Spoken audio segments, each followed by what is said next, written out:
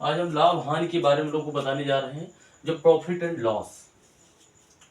तो इसमें सबसे पहले क्या होता है, एक आता है क्या, क्रय मूल्य। क्रय मूल्य को क्या बोलते हैं, कास्ट प्राइस। ठीक है, एक आता है हमारा क्या, विक्रय मूल्य। तो विक्रय मूल्य को क्या बोलते हैं, सेलिंग प्राइस। क्या बोलते हैं, सेलिंग प्राइस। अब हम बात करेंगे कि भैया क्रय मूल्य।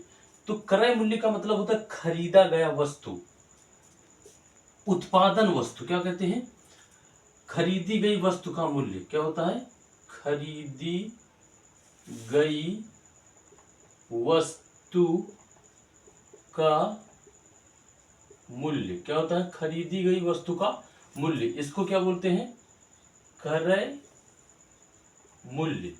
और ये एक बात, और दूसरी बात क्या होती है, बेची गई वस्तु का मूल्य। बेची गई वस्तु का मूल्य ये क्या होता है, ये हमारा होता है विक्रय मूल्य। क्या होता है, विक्रय मूल्य। आप लोग देख सकते हैं, जब हम कोई वस्तु खरीद कर लाते हैं तो उसका जो रेट होता है उसको बोलते हैं क्रय मूल्य, और जब हम बेचते हैं कोई वस्तु को तो उसको कहते हैं विक्रय मूल्य। ये चीजें हो चुकी। उसके बाद हम आप लोगों को समझाते हैं कि इसमें जो है कैसे ये निकाला जाता है। ठीक है, ये हम प्रिंट आउट कर देते हैं। फिर देखिए, जैसे कि लिखते हैं 10% आता है, 10% लाभ, 10% लाभ, या फिर 10% की हानि हो। क्या हो, हानि और लाभ पर हमेशा, हानि और लाभ पर ही क्रय मूल्य बात करता है।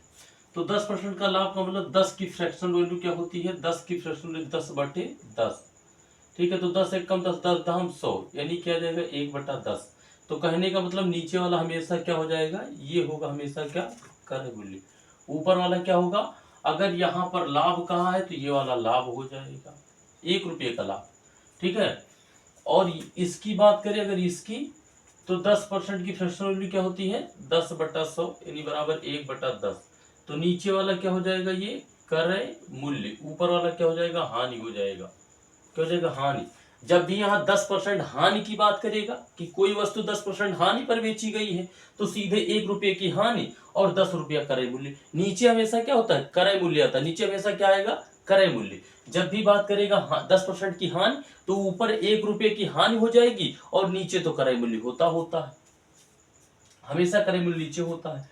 अब इन्हीं पर खेल खेलते हैं। देखिए, जो है कोई एक क्वेश्चन ले लेते हैं। देखिए, किसी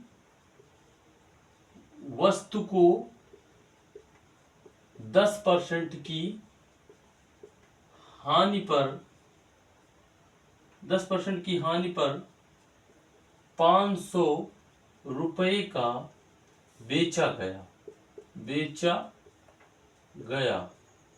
10% की हानि पर 500 रुपये का बेचा गया। 500 इसको हम कर लेते हैं जो है 900। क्या कर लेते हैं, 900 रुपये का बेचा गया। तो इस वस्तु का क्रय मूल्य क्या होगा, इस वस्तु का क्रय मूल्य क्या होगा। तो सीधे सीधे हमने क्या बताया निकालने के लिए, इसको फ्रैक्शनल वैल्यू में चेंज कर लो। तो 10% का मान क्या हो जाएगा फ्रैक्शनल वैल्यू में, 1/10। ये हमारा क्या है, इसको हम बोलेंगे क्या, क्रय मूल्य। और यहाँ पर हानि की बात कर रहा है, देखिए भैया यहाँ पर क्या बात कर रहा है, ये हानि, ये देखिए, तो ये क्या हो जाएगा, हानि हो जाएगा। तो 10 रुपये की चीज पर 1 रुपये की हानि, तो क्या बनाएंगे आप, क्रय मूल्य अनुपात विक्रय मूल्य बन गया। तो 10 रुपये की चीज पर 1 रुपये की हानि, 9 रुपये की बेचेंगे। भाई 10 रुपये का हम सामान लेकर आए, 1 रुपये की हानि हो जाए तो कितने की बिकी, 9 रुपये का हमने बेच दिया। ठीक है, और इसकी वैल्यू दे रखा है, ये देखिए 900 रुपया। क्या दे रखा है, 900 रुपया। विक्रय मूल्य की वैल्यू 900 रुपया दे रखा। बेचा गया वस्तु क्या होता है, विक्रय मूल्य होता है।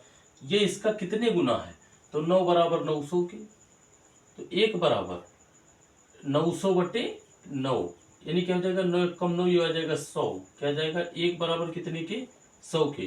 तो जब 1 की वैल्यू 100 है तो इसकी वैल्यू कितनी हो जाएगी, कहने का मतलब ये इसका कितना गुना है, तो ये इसका 100 गुना है। अगर इसमें मल्टीप्लाई करो तो इतना हो जाएगा, ये 100 गुना, तो यहाँ पर क्या हो जाएगा 100 की गुणा, तो कितना हो जाएगा 1000 रुपया आ जाएगा। क्या आ जाएगा